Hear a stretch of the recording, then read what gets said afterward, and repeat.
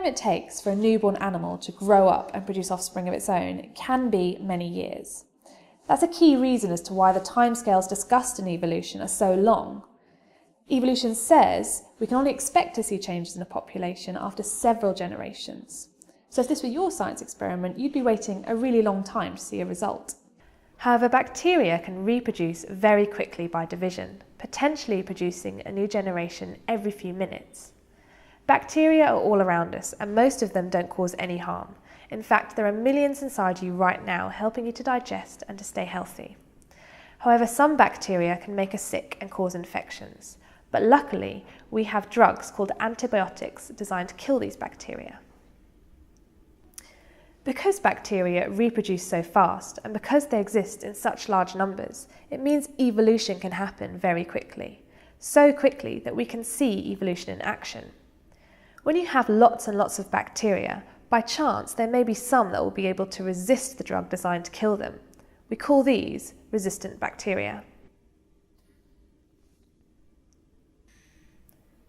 The bacteria that aren't killed off by the drugs now reproduce quickly because there's lots of food and space since the other bacteria have been killed off. These then multiply and multiply every few minutes until all the bacteria in the new population are resistant. They have evolved.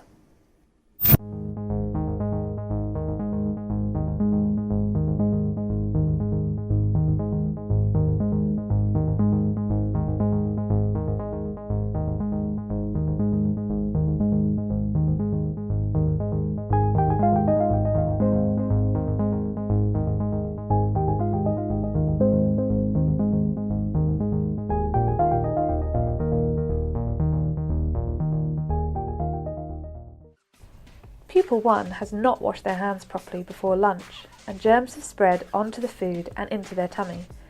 The bacteria multiply in Pupil 1's stomach, which causes them to feel ill. At school, Pupil 1 shakes hands with Pupil 2, and the bacteria making Pupil 1 ill passes from them to Pupil 2.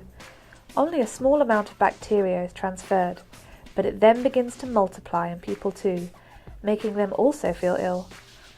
A random mutation occurs in a bacterium inside Pupil 2's body. This mutation creates a new type of bacterium which is only slightly different from the others, a mutant bacterium, represented here by the yellow.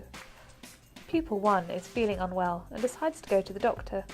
The doctor prescribes antibiotics to treat the bacterial illness with. The doctor selects a particular antibiotic and it successfully kills all the bacteria. Pupil 1 feels better and returns to school.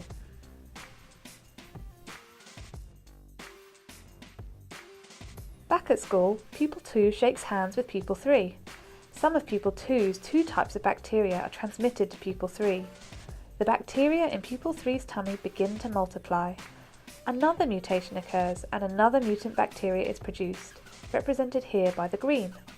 Now both Pupil 2 and Pupil 3 are feeling ill.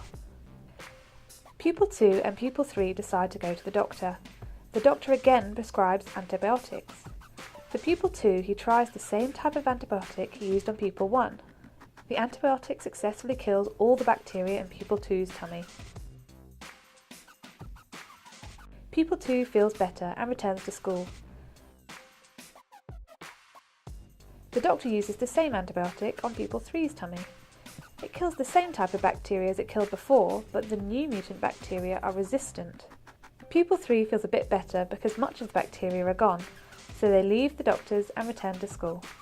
At school, Pupil 3 sees Pupil 4 and they shake hands. Some bacteria from Pupil 3's tummy are transmitted to Pupil 4. The bacteria in both Pupil 3 and Pupil 4's tummy begin to multiply. A new mutant bacterium appears in Pupil 4's tummy, represented here by the blue. Pupil 3 and Pupil 4 both now feel ill. Pupil 3 and Pupil 4 decide to go to the doctor's. The doctor tries the first antibiotic on Pupil 3. The bacteria in her tummy have encountered this antibiotic before and are resistant to it, so it fails to kill any of the bacteria. He decides to try a different type. This antibiotic successfully kills all the resistant bacteria. Pupil 3 feels better and leaves the doctor's.